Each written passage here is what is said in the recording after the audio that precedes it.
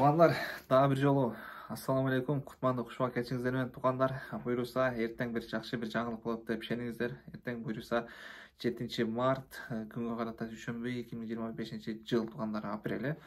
Азыр эң эле көйгөйлүп аткан ушу реестр маселеси боюнча эртең кыламды МВДга барабыз. Санкт-Петербург шаарындагы Красная текстилешке 15 деп жатат. 15 менен 10. Ушу эки лемети бизден ишибизди алып барат экен. Ошого буйруса эртең барабыз. Себеп дегенде жаман эле көйгөй жатат го бул нерсечи. Анан тугандар, мен өзүм дагы реестрге түшүп калганымды буга чейин айткам да тугандар. Себеп дегенде мен документтерим баары такта. Мен эмне себептен түшүп калганымды мен өзүм да билбейм. Мага окшогон ошо бардыгы документтер тактагы ошо өзү билбеген, өзү да билбегендер толтура экен. Анан причинасы барлар дагы аябай толтура экен. Мен бүгүн МВДнын главный сайтына кирип окуп чыктым баарын тугандар. Ошону ал жакта эмне деп жазылып тургандарын бир шейра сиздерге айтып бөлүшүп кетейин тугандар. Ал жакта деген главный МВДда эч кандай мындай коркунучтуу дагы бир тема деле жок экен. Себеп дегенде реестрге түшүп калгандар МВДга барасыздар дагы заявление жазасыздар деп атат ал жакта.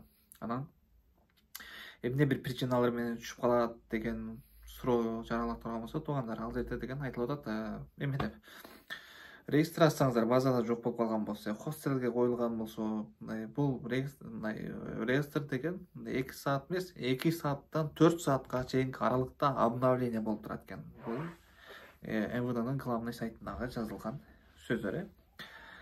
Анан кайра тема кайрылалы, ошо регистрация базада болбой калгандыгы жана ошондой эле сахаровасы болбой калгандыгы, ошондой эле трудовой договор жоктугу. Анан 30 апрелден кийин машина айдаганда дагы болбой калат деп атат. Бирок азыртан эле болбой калат да. Ошо реестрге түштүңбү, значит азыртан болбойт. Ошону бир билип алайлы. Реестрге түштүңбү, машина айдаган болбойт. Себеби документ текшерип атат азыр менттер дагычы. Именно суроо атат тугандар, реестрге түшкөн эмессиңби депчи. Анан жок десең, ал жерде өздөрүнүн деле мындай эме программа бар да, сразу эле текшерип койгон. Ал жерде эмнени текшерет? Оңой эле, ал жерде паспорттон фамилия, имя, отчествоңу, дата рождениеңи жазат. Болду, сен реестрда барсыңбы, жоксуңбу, ал өздөрү билип алат. Анан кийин ошол жерде анан пожалуйста деген сөздөр башталат дейм. Андан эми Кудайым баары сактасын.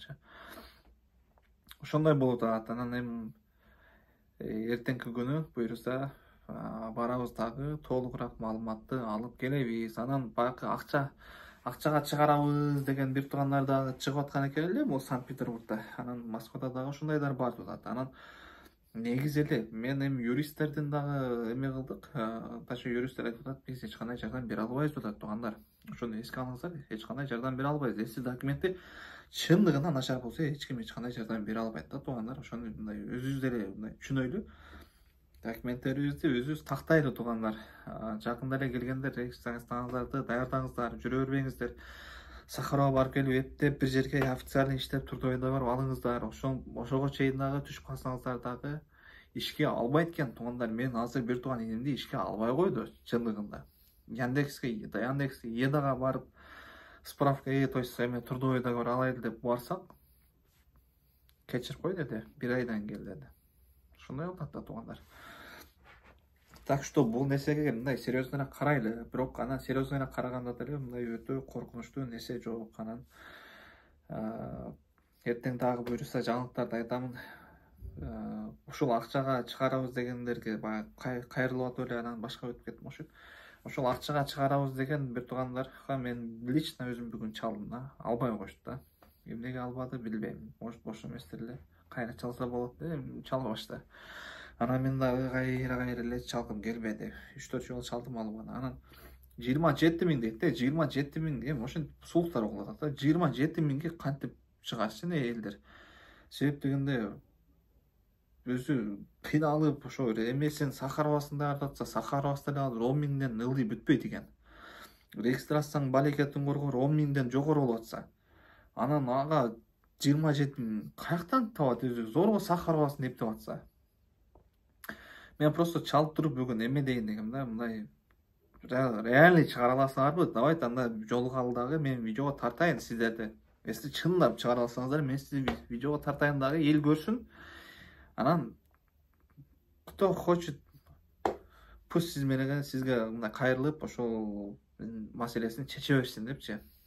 Анан возможность барлар да, кому есть возможность дегендейчи. Анан мындай возможность шарты жоктур. Алар эми сиздин жардамыңыз болсун, что аларданчы мындай каяка барып кантип тапшырып, кантип чыгаарын депчи. Же болбосо сиз услугаңызды азайтып бериңиз. Ушу элдер кыйналып атат, элге жардам берип калыңыз, что ушундай чындыгында кыйналып жаткан учурда депчи. Себеби баарын Алла Таала көрүп турат туугандар. Эми бул нерсе менен мындай ар ким өзүнүн мындай эмесинчи мындай пользасына уруп, акчаны жыйнап туруп кетип калыш болбойт да туугандар. Ачык. Балким бардыр арабызда беш кол тең эмес. Мен аларды деле жамандагым келбейт. Мен может ал нерсени кылып атабы кылбай атабы, мен ал менен ишиме жок туугандар.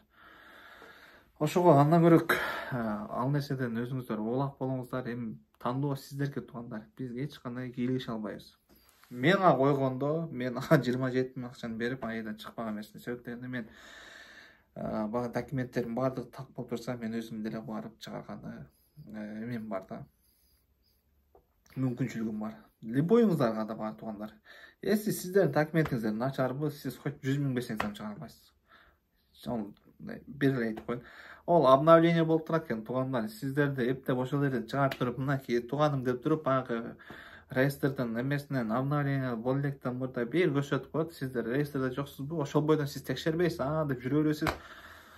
Күнү келгенде, сиз реестрде экенсиз деп ошондой эмелер чыгып кетет да тууган, проблемасы көйгөй. Лучше андан көрө акчаңыздарды коротпостон.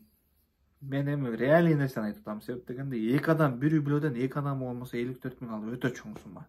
Эркек жасын айтканда өтө чоң сумма. Ол айлыкка иштеп жаткан адам каяктан табат? Анан бул реестрде реалий эле телефондор 30 апрелден кийин иштебей калат, сим карталар иштебей калат экен. Ал чындык экен. Мен главный емуттан полы окуп чыктык. Ошондой экен. Эми эртең бүгүн көп сүйлөбөйүн дагы туугандар. Дагы мени бага жаман көп жүрбөңүздөр. Эртең чыгарайын дагы видеону ошо менен реестрга болгондой теманы ошо эртеңки видео менен жабайын туугандар.